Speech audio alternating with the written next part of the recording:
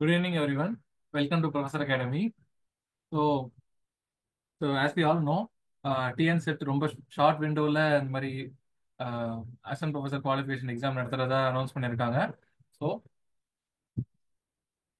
நமக்கு ஒரு Hartley 15 days time இருந்துச்சு அவங்க அனௌன்ஸ் பண்ணும்போது. ஆஹ், நம்ம ப்ரொஃபஸர் அகாடமியில் இந்த டிஎன் செட்டுக்கான கிராஷ் கோர்ஸ் வந்து பார்த்தீங்கன்னா பேப்பர் 2க்கு மல்டிபிள் சப்ஜெக்ட்ஸுக்கு ப்ரொவைட் பண்ணிட்டு இருக்கோம். இதில் ஜாகிரபியில் நம்ம இது வரைக்கும் வந்து என்னென்ன இம்பார்ட்டன்ட் டாபிக்ஸ் கவர் பண்ண வேண்டியிருக்கு, ப்ளஸ் யூனிட் 1ல ஜியோமார்ஃபாலஜியில் லேண்ட் ஃபார்ம்ஸ்க்கான ஒரு கிளாஸும் நம்ம பார்த்தோம். ஸோ இன்னைக்கு ஜியோமார்ஃபாலஜியில் இருக்கிற முக்கியமான தியரிஸ் என்னென்னலாம் இருக்கு அப்படிங்கிறத இன்னைக்கான கிளாஸ்ல பார்க்கலாம். ரைட்டா? ஸோ நம்ம மெயினா டிஎன் செட் ரொம்ப வருஷம் கழிச்சு எக்ஸாம் கண்டக்ட் பண்ண போறதுனால இது வரைக்கும் ரீசன்ட் டைம்ஸ்ல மற்ற ஸ்டேட்டோட செட் எக்ஸாம்ஸ்ல எப்படியான கேள்விகள்லாம் கேட்டிருக்காங்க அதை ஒரு எக்ஸாம்பிளா வச்சுக்கிட்டு ஸோ இந்த மாடல்ல கேட்கப்படலாம் அப்படின்ற ஒரு அஹ், இதுல ப்ரெடிக்ஷன்ல நம்ம எந்தெந்த மாதிரியான கொஸ்டின்ஸ் பேப்பர் 1ல இருந்து மற்ற செட் பேப்பர் 2ல யூனிட் 1ல இருந்து மற்ற ஸ்டேட் செட்ல கேட்டிருக்காங்கன்றதெல்லாம் நம்ம பார்த்துட்டு இருக்கோம். Okay, so first question, which one of the following supports the idea of டேவிஸோட 3 ஸ்டேஜ் லேண்ட்ஃபார்ம் டெவலப்மெண்ட்டை எந்த ஃபாலோயிங் ஆப்ஷன் வந்து சப்போர்ட் பண்ணுது அப்படின்னு கேட்குறாங்க. ஸோ இது வந்து பார்த்தீங்கன்னா வெஸ்ட் பெங்காலோட செட் எக்ஸாம் 2024ல் நடந்த செட் எக்ஸாமோட கொஸ்டின் இது. ஸோ என்ன டேவிஸ் என்ன சொல்லியிருக்காரு அப்படின்னு பார்த்தீங்கன்னா ஒரு குயிக்கா அவர் என்ன சொன்னாருன்றதை பார்க்கலாம். So first cycle of erosion, அதாவது இப்போ ஒரு ஒரு லேண்ட்ஸ்கேப் இருக்குன்னா அது நம்ம இப்போ பார்க்குற மாதிரியே தான் எல்லா எல்லா நேரமும் இருந்திருக்கும் அப்படின்னு அவசியம் இல்லை. அது அதுக்கு முன்னாடி வந்து ஒரு மாதிரி இருந்திருக்கலாம். டியூ டு சம் ரீசன்ஸ் அது வந்து அது வேற மாதிரியா மாறி இருக்கலாம். இதை தான் அவரு சைக்கிள் ஆஃப் எரோஷன் அப்படின்ற கான்செப்ட்ல கொடுத்துருப்பாரு 19th செஞ்சுரியில. ஸோ இங்க இவர் எதை ஃபோக்கஸ் பண்றாருன்னா structure, process and time. So இப்போ ஒரு ஜியாலஜிக்கல் ஃபீச்சர் ஒன்று இருக்கு, ஒரு மவுண்டைன் இருக்குன்னா அந்த மவுண்டைன் எந்தெந்த ப்ராசஸ் அண்டர்கோ பண்ணி ஓவர் டைம் அது எப்படி வந்து மாறுது, இதுதான் பார்த்தீங்கன்னா டேவிஸ் வந்து சைக்கிள் ஆஃப் எரோஷன் அப்படிங்கிற கான்செப்ட்ல கொடுத்துருப்பாரு. இதுல முக்கியமா மெயினா 3 ஸ்டேஜ் கொடுத்துருப்பாரு. ஒன்று இனிஷியல் ஸ்டேஜ், அப்புறம் மெச்சோர்ட் அண்ட் ஓல்டு ஸ்டேஜ்னு. இப்போ இந்த யங்கர் ஸ்டேஜுக்கு முன்னாடி ஒரு ஒரு இனிஷியலா ஒரு ஸ்டேஜ் கொடுத்துருப்பாரு. ஸோ அப்போ அந்த இனிஷியல் ஸ்டேஜ் என்னன்னு பார்த்தீங்கன்னா இனிஷியல் அப்லிஃப்ட்மெண்ட் ஸ்டேஜ் அப்படின்னு சொல்லிட்டு.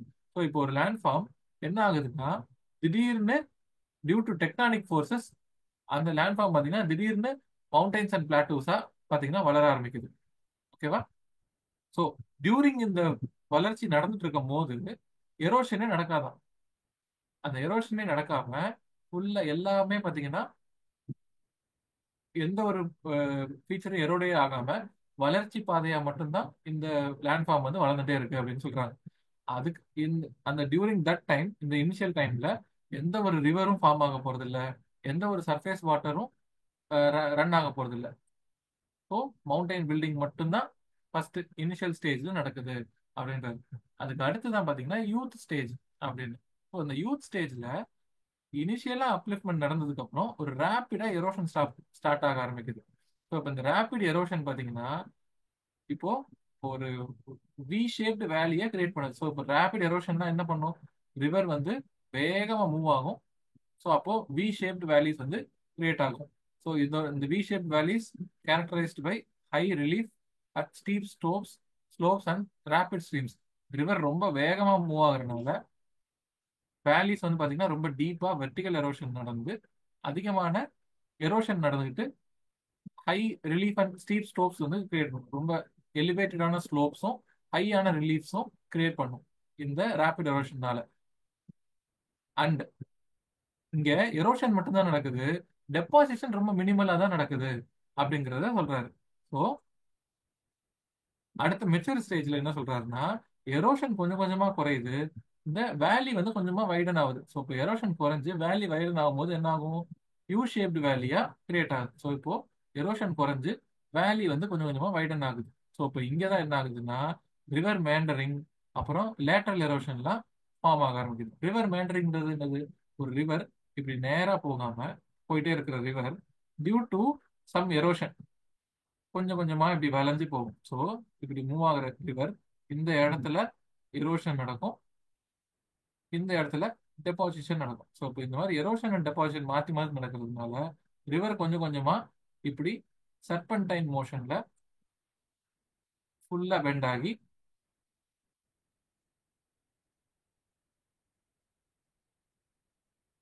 ஸோ இப்படி ரிவர் மேண்டரிங் நடக்குது. கொஞ்சம் கொஞ்சமா இந்த ரிவர் மேண்டரிங் நடந்து அடுத்த ஸ்டேஜ்ல பாத்தீங்கன்னா ஸோ இப்போ இந்த இந்த இந்த டிஸ்டன்ஸ் வந்து க்ளோசர் டிஸ்டன்ஸ் ஆகி ஸோ ஆக்ஸ்போர் லேக்கே ஃபார்ம் ஆகும். ஸோ இந்த மாதிரி ஆக்ஸ்போர் லேக்ஸ் வந்து இந்த மெச்சூர் ஸ்டேஜ்ல ஃபார்ம் ஆகுது அப்படின்றத சொல்லியிருப்பாரு. ஓல்டர் ஸ்டேஜ்ல என்ன நடக்கும்னா கம்ப்ளீட்டா பிளாட்டான ஒரு பிளேன் தான் ஃபார்ம் ஆகுது. அந்த பிளாட்டான ஒரு ஃபீச்சர்லெஸ் பிளேனுக்கு அவர் வந்து பெனி பிளேன் அப்படின்னு சொல்றாரு. ஸோ இப்போ இங்க என்ன நடக்குதுன்னா ரிவர் வேலிக்கும் அந்த ஒரு எலிவேஷன் டிஃபரன்ஸ் பார்த்தீங்கன்னா ரொம்ப கம்மியா இருக்கு. டீப்பஸ்ட் வேலிக்கும் மவுண்டைன் டாலஸ்ட் மவுண்டைனுக்கும் உண்டான எலிவேஷன் டிஃபரன்ஸ் ரொம்பவே குறைஞ்சிருக்கு. எதனால? ஃபுல்லா ஆல்மோஸ்ட் ஒரு பிளாட்டான ஒரு லேண்ட்ஸ்கேப் தான் இங்க வந்து கிடைக்குது. ஸோ இந்த இந்த ஸ்டேஜ் தான் பாத்தீங்கன்னா ஒரு ஃபைனல் ஸ்டேஜ், ஓல்டு ஸ்டேஜ் அப்படின்னு சொல்றாங்க. ஸோ கம்ப்ளீட்டா ஒரு ஃபீச்சர்லெஸ்ஸான ஒரு பிளேன் வந்து ஃபார்ம் ஆகுது. இதுக்கப்புறம் வேணும்னா ஏதாவது ஒரு டெக்டானிக் அப்லிஃப்ட்மெண்ட் வேணும்னா அதுக்கப்புறம் நடக்கலாம். ஸோ இது வந்து ஒரு மொத்த சைக்கிள் ஸ்டார்ட் ஆகிறதுக்கு இதுதான் கடைசி ப்ராசஸ் அப்படின்னு சொல்றாரு. நீங்க பாருங்க, இனிஷியலா அப்லிஃப்ட்மெண்ட் ஆகுது, youth stage, maturity stage, older stage, மறுபடியும் இங்க வந்து டெக்டானிக் அப்லிஃப்ட்மெண்ட் நடந்து மறுபடியும் மவுண்டைன் பில்ட் ஆகுது, youth stage, maturity stage, older stage. So இப்போ இங்க வந்து ஸ்டேஜஸ் ஆஃப் எரோஷன், அது ரேட் ஆஃப் எரோஷன் பார்த்தீங்கன்னா யூத் ஸ்டேஜ்ல ஜாஸ்தி ஆகும், ஓல்டர் ஸ்டேஜ்ல கம்மியாகவும் நடந்துட்டு இருக்கு. சரி, ஓகேவா? இந்த டயக்ராமும் ரொம்ப ரொம்ப முக்கியம். According to Davis theory, so இங்க பாருங்க, ஸோ இது வந்து இனிஷியல் ஸ்டேஜ். இனிஷியல் ஸ்டேஜ்ல என்ன நடக்குது? No erosion. அப்புறம் யூத் ஸ்டேஜ்ல வி ஷேப்டு வேலிஸ், மெச்சூர் ஸ்டேஜ்ல யூ ஷேப்டு வேலிஸ், ஓல்டர் ஸ்டேஜ்ல கொஞ்சம் கொஞ்சமா பெனி பிளேன் வந்து ஃபார்ம் ஆகும். அப்புறம் ரிமைனிங் இருக்கிற ராக்ஸ் வந்து பாத்தீங்கன்னா மொனாட் ராக்ஸ் அப்படின்னு சொல்லுவாங்க. ரைட்டா?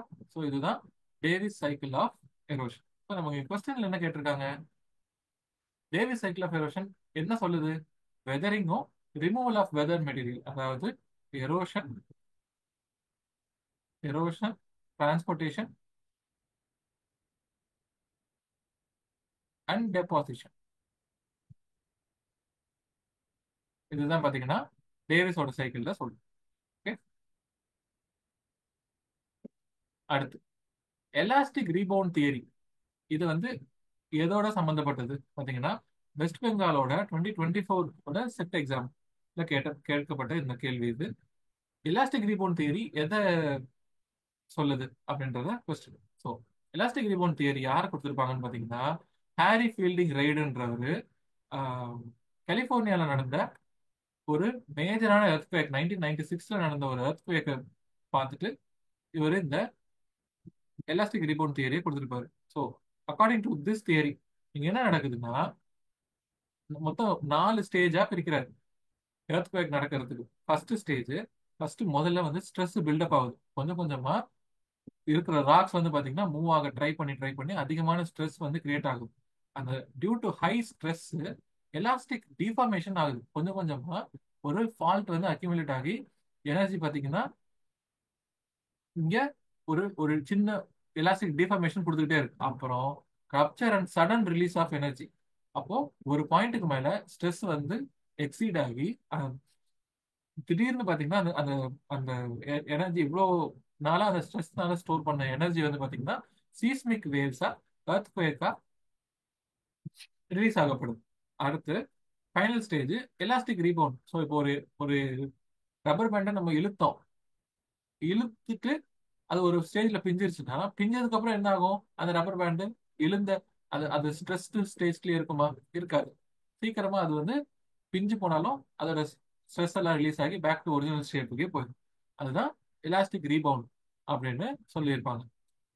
ஸோ இதுதான் ஹாரி ஃபீல்டிங் ரைட் வந்து கொடுத்துருப்பாங்க. ஸோ என்னென்ன ப்ராசஸ்னா ஃபர்ஸ்ட், ஸோ இங்கே ஒரு நார்மலா எந்த ஒரு ஸ்ட்ரெயினும் இல்லை. அதுக்கப்புறம் முதல்ல நமக்கு ஸ்ட்ரெயின் பில்டப் ஆகுது. இனிஷியலா ரப்சர்ஸ் ஃபார்ம் ஆகுது. தேர்ட் ஸ்டேஜ்ல அந்த செகண்ட் ஸ்டேஜ்ல ரப்சர்ஸ் வந்து கொஞ்சம் கொஞ்சமா ஃபார்ம் ஆகுது. அப்புறம் ஒரு பாயிண்ட்டுக்கு அப்புறம் அந்த எலாஸ்டிக் ரீபவுண்ட் வந்து அதோட ஸ்ட்ரெஸ் லிமிட்டை தாண்டினதுக்கு அப்புறம் உடஞ்சிருது. அதாவது நம்ம இங்க எக்ஸாம்பிள்ல ஒரு ஸ்டிக்கோ என்னமோ கொடுத்துருக்காங்க, அது வந்து உடையும் போது சீஸ்மிக் வேவ்ஸ் வந்து பாத்தீங்கன்னா எல்லா பக்கம் எல்லா டைரக்ஷன்லயும் ஃப்ளோ ஆக ஆரம்பிக்குது. அதுக்கப்புறம் என்ன ஆகுது, ஸ்ட்ரெயின் வந்து ரிலீஸ் ஆயிடுது. இப்போ அந்த ஸ்டிக் வந்து உடஞ்சு போச்சு. உடஞ்சு போனதுக்கு அப்புறம் இந்த ரெண்டு இதுலயும் எந்த ஒரு ஸ்ட்ரெயினும் இருக்காது. ஆனா இங்க டிஃபார்மேஷன் மட்டும் ஆயிடும். ஓகேவா? ஸோ இதுதான் elastic rebound theory. Right? So நம்ம இங்க கொஸ்டின்ல என்ன கொடுத்துருக்காங்க, elastic rebound theory best relates to what? earthquakes. So sometimes earthquakeக்கும் லேண்ட்ஸ்லைடுக்கும் எல்லாருக்கும் சந்தேகம் வரலாம். ஏன்னா இந்த கொஸ்டின் ஒரு ஒரு வாட்டியும் கேட்கும் போதும் நம்ம சேட் பாக்ஸ்ல பாத்தீங்கன்னா இந்த எலாஸ்டிக் ரீபவுண்ட் தியரி எது குறிக்குதுன்னு கேட்டா நிறைய பேர் லேண்ட்ஸ்லைடும் earthquakeம் தான் சொல்லியிருப்பாங்க. ஸோ கன்ஃபியூஸ் ஆக வேண்டாம். Okay okay. இந்த பேப்பர் ஒன்ல இருக்கிற நிறைய தியரிஸ் இருக்கு. என்னென்ன நம்ம அதனால தான் இந்த இம்பார்ட்டண்டா தியரிஸை மட்டுமே பேஸ் பண்ணி ஒரு டிஸ்கஷனுக்கு வரும். ரைட்டா?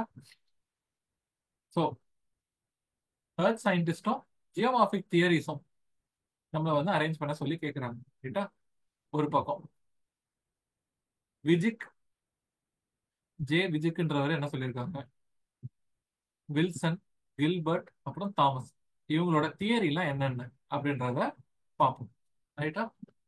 ஸோ இப்போ நீங்க ஒவ்வொரு வாட்டியும் பார்க்கும்போது சம்டைம்ஸ் உங்களுக்கு ஆன்சர் தெரியுற மாதிரி இருந்துச்சா, நீங்க ஆன்சர் ட்ரை பண்ண போறீங்கன்னா பாஸ் பண்ணிட்டு ஆன்சர் ட்ரை பண்ணி பாருங்க. அதுக்கப்புறம் இன்கேஸ் உங்களுக்கு என்ன எந்த ஆன்சர் கரெக்டா இல்லையான்னு தெரிஞ்சுக்கிறதுக்காக எக்ஸ்பிளனேஷன் பார்த்துட்டு ரைட் ஆன்சரையும் பார்த்துக்கோங்க. ஓகே. அடுத்து ஸோ ஒவ்வொருத்தரோட கான்செப்ட்ஸ் என்னென்னு பார்ப்போமா. ஜோவன் விவிக் இவங்க என்ன சொல்லியிருப்பாங்கன்னா, இவர் வந்து ஒரு சர்பியன் ஜாகிரபர். இந்த நம்ம காஸ்ட் டோபோகிராஃபி பார்ப்போம்ல, நம்ம நேற்றுல கூட டிஸ்கஸ் பண்ணோம். இந்த காஸ்ட் டோபோகிராஃபில இருக்கிற ஃபார்மேஷன்ஸ் எல்லாமே, அதாவது அங்க இருக்கிற கேவ்ஸா இருக்கட்டும், போல்ஜேஸா இருக்கட்டும், அங்க இருக்கிற ஒவ்வொரு ஃபீச்சரையும் எப்படி ஃபார்ம் ஆயிருக்குன்றத இவர் தான் பாத்தீங்கன்னா கொடுத்துருப்பாரு. ஸோ ஜோவன் விவிக் வந்து காஸ்ட் டோபோகிராஃபி. ஓகே. அடுத்து WD வில்சன். ஸோ வில்சன் என்ன சொல்லியிருப்பாங்கன்னா, கிளேஷியல் ஜியோமார்பாலஜியில இருக்கிற சர்க்கியூ ஃபார்மேஷன், மற்ற யூ ஷேப்டு வேலிஸ் ஃபார்மேஷன், இந்த மாதிரி கிளேஷியல் டோபோகிராஃபியில் இருக்கிற முக்கியமான லேண்ட் ஃபார்ம்ஸை பற்றிலாம் WD வில்சன் வந்து சொல்லியிருப்பாங்க. அப்புறம் GK கில்பர்ட் வந்து டைனமிக் ஈக்லிபிரியம், அதாவது இப்போ ஒரு எரோஷன் நடந்துச்சுன்னா எரோஷனும் அப்லிஃப்ட்மெண்ட்டுக்கும் நடக்கக்கூடிய ஒரு பேலன்ஸை வந்து GK கில்பர்ட் அவரோட டைனமிக் ஈக்லிபிரியம் கான்செப்ட்ல டிஸ்கஸ் பண்ணியிருப்பாரு. அப்புறம் MF தாமஸ்ன்றவர் போன் ஹார்ட்ஸ் அப்படின்ற ஒரு ஒரு ஒரு ஸ்ட்ரக்சர், அது என்ன போன் ஹார்ட்ஸ் அப்படின்றத நம்ம பின்னாடி பார்க்கணும். ரைட்? அப்புறம் LC கிங்ன்றவர் பேரலல் ஸ்லோப் ரீட்ரீட்ன்ற ஒரு கான்செப்டை கொடுத்துருப்பாரு. ஸோ பெரிப்ளனேஷன்ற தியரி நம்ம டேவிஸ் பார்க்கும்போது அவர் வந்து பெனி பிளேன், ஸோ இவர் வந்து பெடி பிளேன். ஓகேவா? பெடி பிளேன்.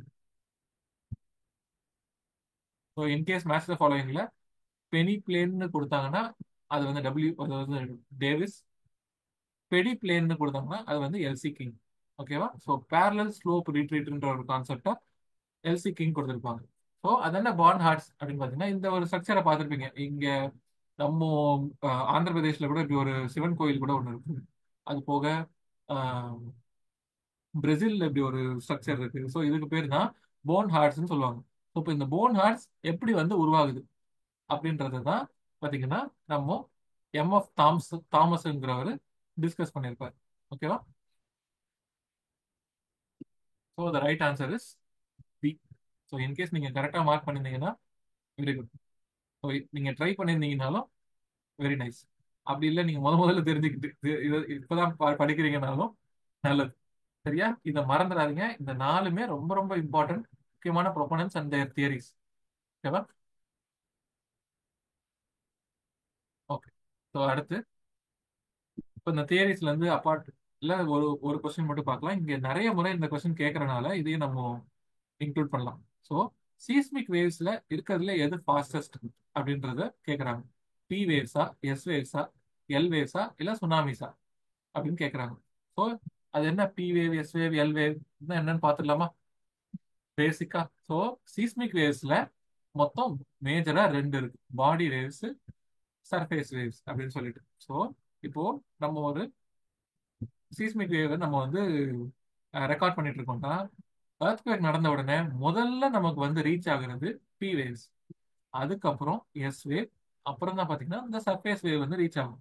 இதை வச்சே நம்ம சொல்லிடலாம் பி வேவ் தான் இருக்கிறதுலே ஃபாஸ்டஸ்ட் அப்படின்னு சொல்லிடலாம். ஏன்னா இதானே நமக்கு முதல்ல ரீச் ஆகுது, அப்புறம் எஸ் வேவ், அப்புறம் சர்ஃபேஸ் வேவ். ஓகேவா? இதை வச்சே சொல்லிடலாம். ஆல்சோ இதை நம்ம இந்த இமேஜ்ல நமக்கு இன்னொரு விஷயம் நல்லா புரியுது, எதோட ஆம்பிளிடியூட் ஜாஸ்தியா இருக்கும் அப்படின்ட்டு.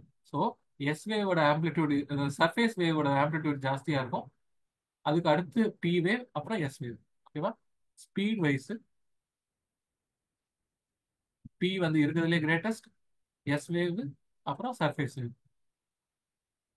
ஆம்பிளிடியூட் வைஸ் இருக்கிறதுலே சர்ஃபேஸ் வேவ்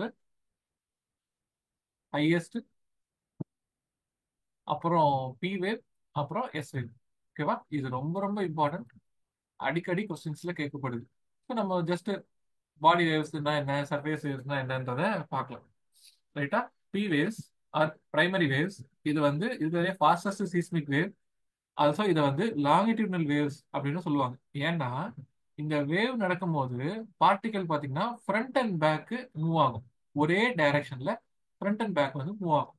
ஆல்சோ இது எந்தெந்த எல்லா மீடியம்லயும் டிராவல் ஆகும், சாலிட்ஸ்லயும் டிராவல் ஆகும், லிக்விட்ஸ்லயும் டிராவல் ஆகும், கேசஸ்லயும் டிராவல் ஆகும். அதுல எஸ் வேவ்ன்றது என்னதுன்னா செகண்டரி வேவ். இது பிரைமரி வேவ் விட்டு கொஞ்சம் ஸ்லோவரா இருக்கும். Also called as transverse wave. ஏன்னா இப்போ மோஷன் ஆஃப் வேவோட மோஷன் இந்த டைரக்ஷன்ல இருக்குன்னா, இந்த இந்த பார்ட்டிகல் பாத்தீங்கன்னா மேலையும் கீழையும் மூவ் ஆகும், perpendicular of the perpendicular to the direction of the வேவா இருக்கும். அதுக்கு பேர் செகண்டரி வேவ். இந்த செகண்டரி வேவ்ஸ் வெறும் சாலிட்ஸ்ல மட்டும்தான் மூவ் ஆகும், லிக்விட்ஸ்லயோ கேசஸ்லயோ பாத்தீங்கன்னா இந்த செகண்டரி வேவ் பாஸே ஆகும். ரைட்டா? ஸோ நம்ம பார்த்தோம் இந்த பிரைமரி வேவ் பொறுத்த வரைக்கும். இங்க பாருங்க, ஹை டென்சிட்டி இருக்கிறது, லோ டென்சிட்டி இருக்கிறது, அதாவது கம்ப்ரஷன். இப்போ ஹை டென்சிட்டி,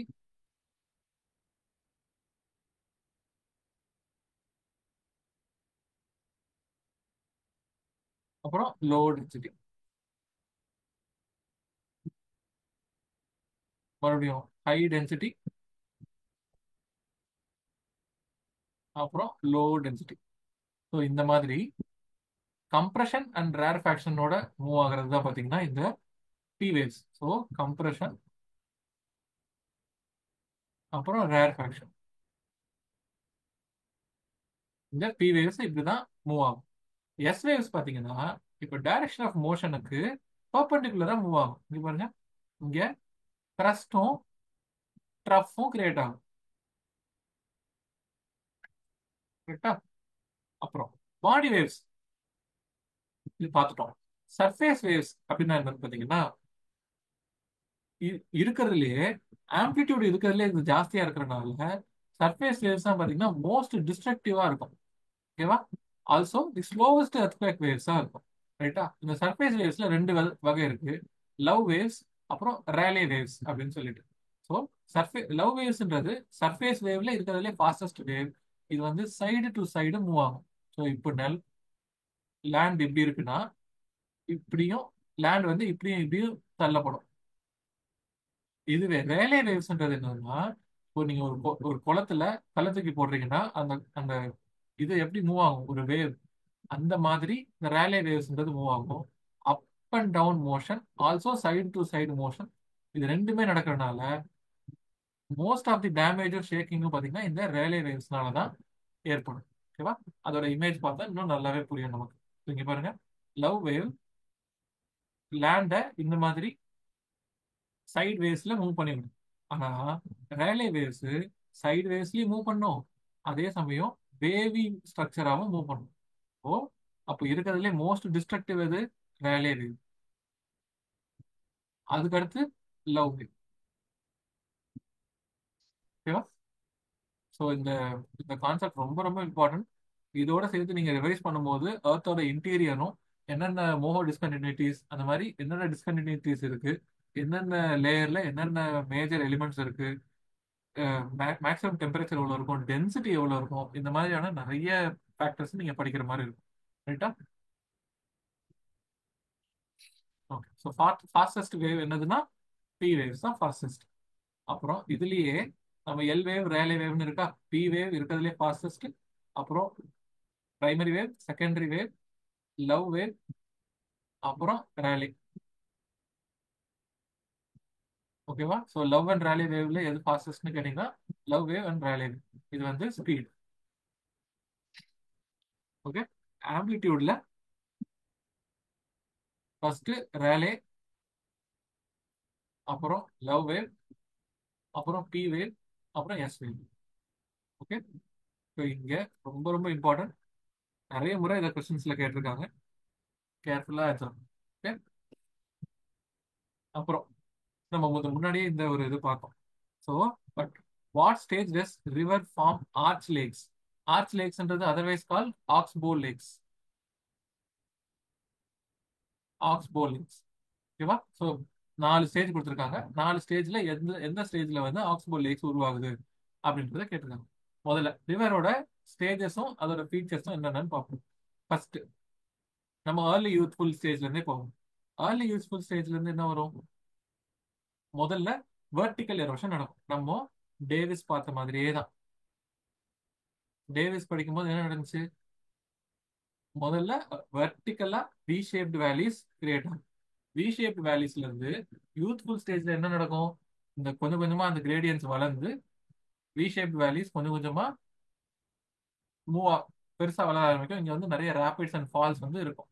அப்புறம் மெச்சூர் ஸ்டேஜ்ல தான் பாத்தீங்கன்னா கொஞ்சம் கொஞ்சமா லேட்ரல் எரோஷன் நடந்து மியாண்ட்ரிங்கும் ஆக்ஸ்போ லேக்ஸும் உருவாக ஆரம்பிக்கும். ஸோ இங்க தான் யூ ஷேப்டு வேலிஸ் உருவாகும். அப்புறம் ஓல்டர் ஸ்டேஜ்ன்றது என்னது? ஒரு பிளெயினான ஏரியா.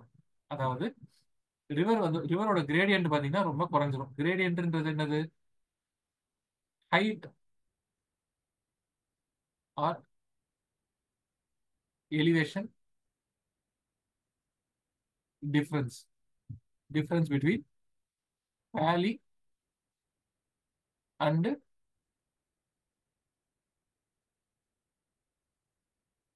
மவுண்டைன்ஸ். ஓகேவா? ஸோ இந்த கிரேடியன்ட் பாத்தீங்கன்னா கொஞ்சம் கொஞ்சமா குறைஞ்சிக்கிட்டே வந்து ஒரு ஃப்ளட் பிளேனே உருவாக்கி ஃபைனலி அந்த ரிவர் வந்து பாத்தீங்கன்னா லெவிஸ் அண்ட் டெல்டாஸ் உருவாக்கி கடல்ல போய் கலந்துரும். ஓகேவா? ஸோ இதை நம்ம இன்னொரு இந்த இமேஜ்ல பார்க்கும்போது இன்னும் கிளியராகவே இருக்கும்.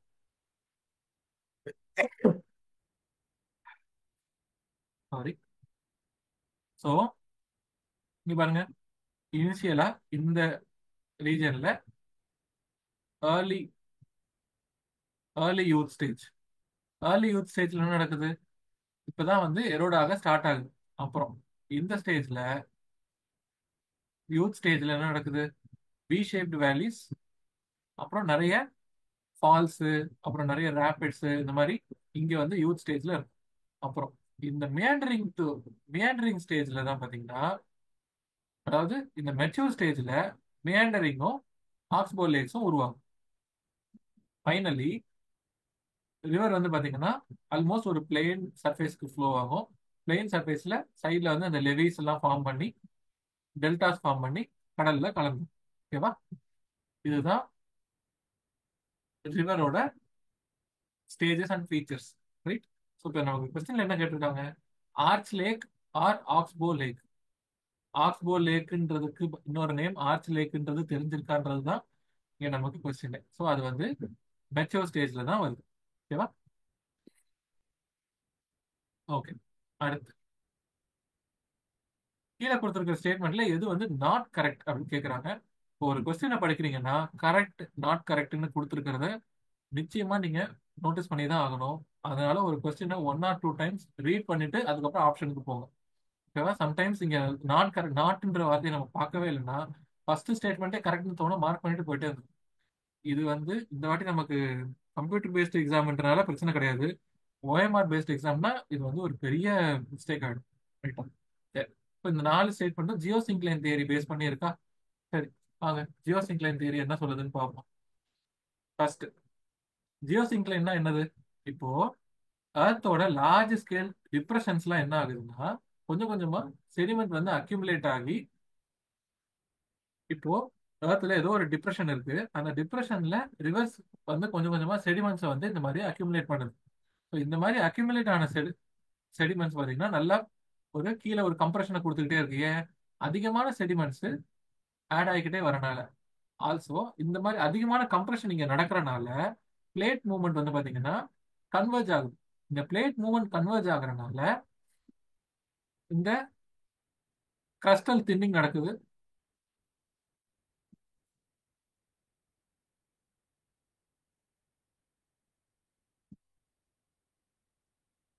கிரஸ்டல் தின்னிங் நடந்து இந்த ஆல்ரெடி இந்த டெபாசிட் ஆகியிருந்த இந்த செடிமெண்ட்ஸ் எல்லாம் பாத்தீங்கன்னா இப்போ ஒரு ஃபோல்ட் மவுண்டன்ஸா கிரியேட் ஆகுது.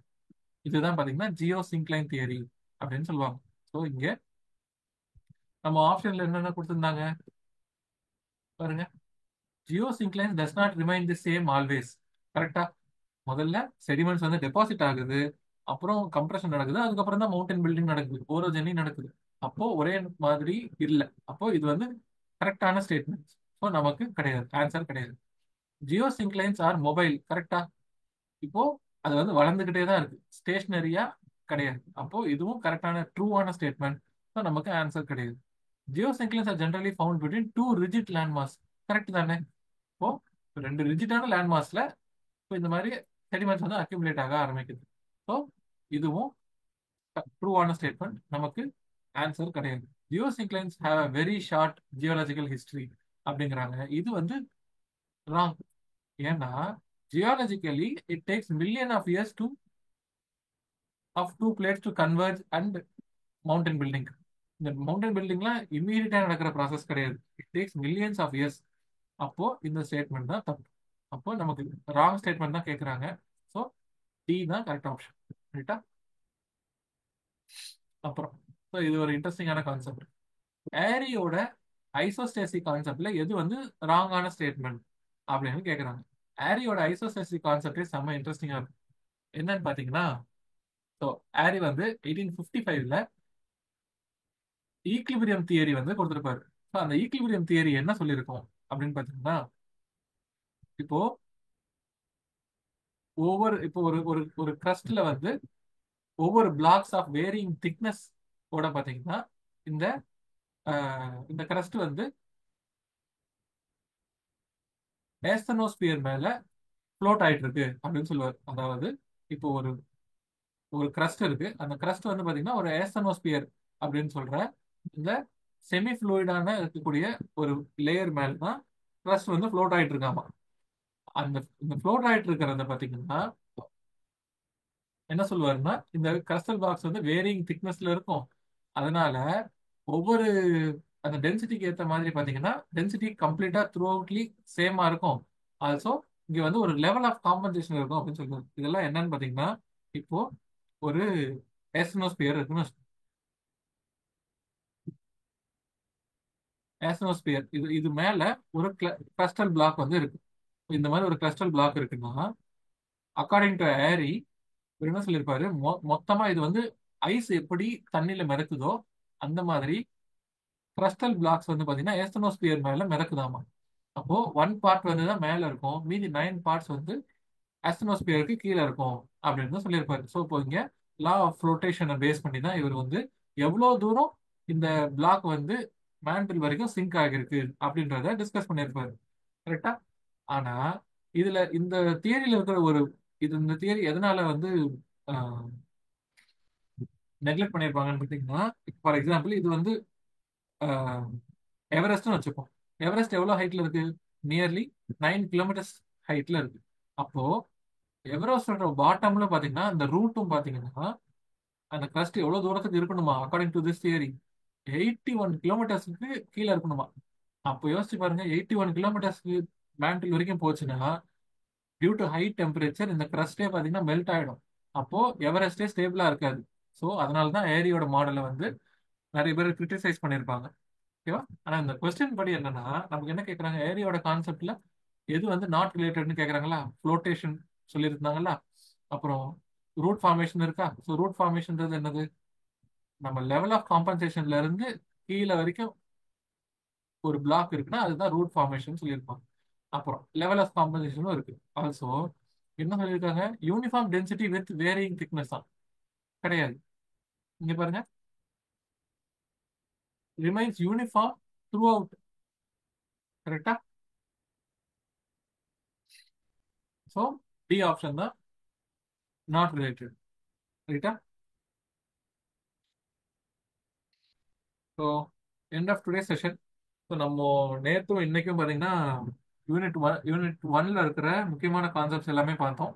ஸோ நீங்க பேப்பர் ஒன்னோட சேர்த்து பேப்பர் டூ நம்ம டெய்லி கிளாஸ்ல பார்த்துட்டே இருக்கோம். அதோட சேர்த்து டெய்லி பேப்பர் ஒன்னும் பிளான் பண்ணி படிச்சுட்டே வாங்க. So still we have 14 days of time. அவசரப்பட வேண்டாம். இப்படி இந்த டிஎன் செட் வந்து ரொம்ப ஒரு கோல்டன் ஆப்பர்ச்சுனிட்டி கொடுத்துருக்காங்க நமக்கு. அது இல்லாம டிஎன் செட் குவாலிஃபை ஆகிறவங்களுக்கு காலேஜ் டிஆர்பியும் அப்பியர் ஆகிறதுக்கான ஒரு ஒரு கோல்டன் பீரியடு இதுதான். ஸோ எல்லாருமே டிட்டர்மைண்டா படிங்க. வெறும் ஒரு ஒரு 2 வீக்ஸ் மட்டும் ஒரு டிசிப்ளின் மெயின்டைன் பண்றது கஷ்டமே கிடையாது. இந்த 2 வீக்ஸ் நீங்க இது பண்ணி எஃபர்ட் போட்டீங்கன்னா நிச்சயமா டிஎன் செட் கிளியர் ஆயிடும். டிஎன் செட் கிளியர் ஆன கையோட வெரி சூன் நமக்கு காலேஜ் டிஆர்பி எக்ஸாமுமே வந்துடும். So study hard. டெய்லி நம்ம கிராஷ் கோர்ஸையும் ஃபாலோ பண்ணிட்டே வாங்க. பேப்பர் ஒன்னையும் கூடயே படிச்சுட்டே வாங்க. All the very best.